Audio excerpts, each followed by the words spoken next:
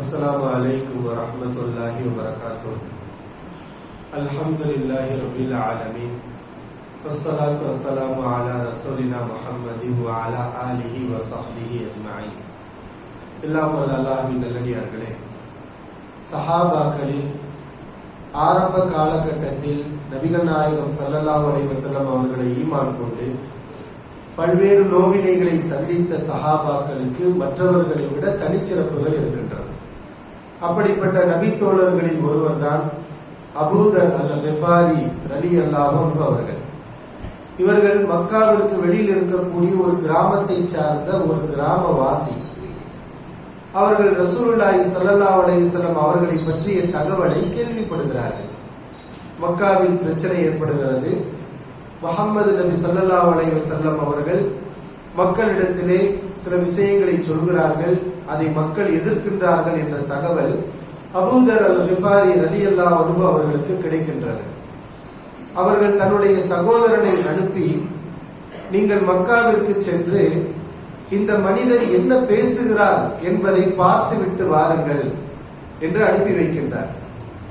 அவருடைய சகோதரர் மக்காவிற்கு வந்து ரசூலுல்லாஹி ஸல்லல்லாஹு அலைஹி வஸல்லம் அவர்களுடைய போதனைகளை செவியுற்று அபூ தர் அல்-கிஃபாரி ரலியல்லாஹு அன்ஹு அவர்களிடத்திலே சென்று, முஹம்மது நபி ஸல்லல்லாஹு அலைஹி வஸல்லம் அவர்கள் நற்குணத்தை ஏவுகின்றார், அவருடைய போதனைகள் எல்லாமே சிறப்பாக இருக்கின்றது என்ற தகவலை அவர் எடுத்துச் சொல்கின்றார். அபூ தர் அல்-கிஃபாரி ரலியல்லாஹு அவர்கள், எனக்கு வேண்டிய தகவலை நீங்கள் முழுமையாக கூறவில்லை, உங்களுடைய இந்த தகவலில் எனக்கு திருப்தி கிடைக்கவில்லை, நானே நேரடியாக சென்று அவரை பார்த்துவிட்டு வருகிறேன் என்று அபூ தர் அல்-கிஃபாரி ரலியல்லாஹு அவர்கள் தன்னுடைய பயண ஏற்பாடுகள் அனைத்தையும் செய்து கொண்டு மக்காவிற்கு வருகிறார்கள். மக்காவிற்கு வந்து ரசூலுல்லாஹி ஸல்லல்லாஹு அலைஹி அவர்களை அவர்கள் தேடுகிறார்கள். ஆனால் வெளிப்படையாக யார் முஹம்மது என்று கேட்க முடியாத ஒரு சூழல். முஹம்மது நபி ஸல்லல்லாஹு அலைஹி வஸல்லம் அவர்களுடைய பெயரை கேட்டாலே குறைஷிகள் கொந்தளிக்கின்றார்கள். இந்த சூழலில் நபி ஸல்லல்லாஹு அலைஹி வஸல்லம் அவர்களை தேடி அவர்களை சென்று பார்த்து விட்டால் பிரச்சனை பெரிதாகிவிடும், அதனால் தனக்கும் துன்பம் ஏற்படும் என்று பயந்து நபி ஸல்லல்லாஹு அலைஹி வஸல்லம் அவர்களை ஏற்கனவே இவர்கள் பார்க்கவும் இல்லை, எப்படியாவது கண்டுபிடித்து விடுவோம் என்ற உறுதியில் அவர்கள் யாரிடத்திலும் எதையும் விசாரணை செய்யாமல் பயந்து கொண்டே மக்காவிலே தேடிக்கொண்டே இருக்கின்றார்கள். ஒரு நாள் கழிகின்றது. பள்ளிவாசலில் தங்குகிறார்கள்.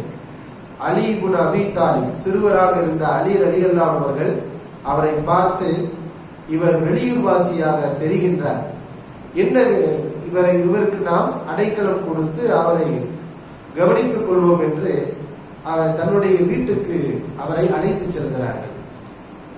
அரபுகளுடைய கலாச்சாரம், விருந்தாளிகள் வீட்டுக்கு வந்தால் எதற்கு வந்தீர்கள் என்று உடனடியாக கேட்க மாட்டார்கள். அது கேட்பது ஒரு தீய செயல். அரபுகள் உடனே விசாரிக்க மாட்டார்கள். 3 நாள் கழித்து வேண்டுமானால் கேட்பார்கள். முதல் நாள் கழிகிறது. அபூ தர் அல்-கிஃபாரி மக்காவிற்குள் நபி ஸல்லல்லாஹு அலைஹி வஸல்லம் அவர்கள் தேடிக்கொண்டு சுற்றி கொண்டே இருக்கிறார்கள். 2வது நாள் பள்ளிவாசலில் சென்று தங்குகிறார்கள். அலி ரலியல்லாஹு அவர்கள், நேற்று என்னிடத்தில் தங்கினீர்கள், இன்றும் என்னுடைய வீட்டில் நீங்கள் தங்கலாமே என்று அவரை 2வது நாளும் அழைத்து சென்று அவருக்கு இருப்பதற்கு இடம் தருகின்றார். இப்படி 3 நாள் கழிகிறது. 3 நாட்களுக்கு பிறகு அலி ரலியல்லாஹு அவர்கள் கேட்டார்கள், என்ன விஷயமாக நீங்கள் வந்திருக்கிறீர்கள்? அபூ தர் அல்-கிஃபாரி ரலியல்லாஹு அவர்கள், ஒரு முக்கியமான விஷயமாக வந்திருக்கிறேன், அதை நீங்கள் வெளிப்படுத்தக் கூடாது என்ற உறுதியை எனக்கு நீங்கள் கொடுப்பதாக இருந்தால் நான் அந்த உண்மையை உங்களுக்கு சொல்கின்றேன். முஹம்மது நபி ஸல்லல்லாஹு அலைஹி வஸல்லம் அவர்களை பார்ப்பதற்காக, அவருடைய பேச்சை கேட்பதற்காக நான் வந்திருக்கின்றேன். மக்கள் எல்லாம் அவரை எதிர்க்கின்றார்கள். அலி ரலியல்லாஹு அவர்கள், நான் அவரை உங்களுக்கு காட்டுகிறேன், நபி ஸல்லல்லாஹு அலைஹி வஸல்லம் அவர்களை நான் உங்களுக்கு காட்டுகின்றேன், நீங்கள் எனக்கு பின்னாலே வாருங்கள். எவ்வளவு ரகசியமாக செய்ய வேண்டிய ஒரு சூழல். எனக்கு பின்னால் நீங்கள் வாருங்கள், நான் ஒரு வீட்டுக்குள் நுழைவதை கண்டால் நீங்கள் நுழைந்து விடுங்கள், நான் நுழையாமல் வெளியில் நின்றால் ஏதோ ஆபத்து இருக்கிறது என்ற அர்த்தம், நீங்கள் சுதாரித்துக் கொள்ளுங்கள் என்று இருவரும் பேசிக்கொண்டு செல்கின்றார்கள். அலி ரலியல்லாஹு அவர்கள் ரசூலுல்லாஹி ஸல்லல்லாஹு அலைஹி வஸல்லம் வீட்டுக்குள் நுழைகிறார்கள். அபூ தர் அல்-கிஃபாரி ரலியல்லாஹு அவர்களும் வீட்டுக்குள் நுழைகிறார்கள். இதற்கு முன்பு வரை இந்த நபித்தோழர் நபிசல்லாஸ் அவர்கள் ஈமான் கொள்ளவில்லை. அவருடைய உள்ளத்திலே பயம் மிகைத்திருக்கின்றது. நபி அவர்களுடைய பெயரை கூட சொல்வதற்கு அவர் அஞ்சுகின்றார். நபிசல்லாஸ் அவர்களை சந்திப்பதற்கு பயப்படுகின்றார். நபி அவர்களுடைய உபதேசங்களை கேட்டவுடன் அபூதர் அல்-கிஃபாரி ரலியல்லாஹு அவர்கள் அந்த நேரத்திலேயே அவர்கள் ஈமான் கொண்டு விட்டார்கள். அஷ்ஹது அல்லா இலாஹ இல்லல்லாஹ் வ அன்ன முஹம்மதன் ரசூலுல்லாஹ் என்ற திருக்கலிமாவை மொழிந்து விட்டார்கள்.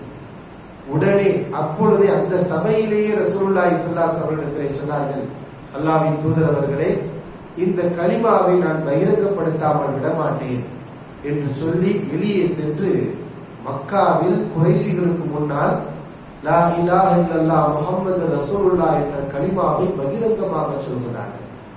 குறைஷிகள் அவரை அடிக்கிறார்கள். அடித்து முகம் உடல் முழுக்க இரத்தக்கரையாக்கி விட்டார்கள். அவ்வளவு கொடூரமான தாக்குதல்.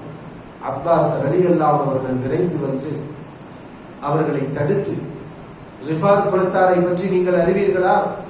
நாம் ஷாமுக்கு போகின்ற வழியில் இவர்களுடைய ஊரை கடந்துதான் நாம் ஷாமுக்கு வியாபாரத்துக்கு செல்ல வேண்டி இருக்கின்றது.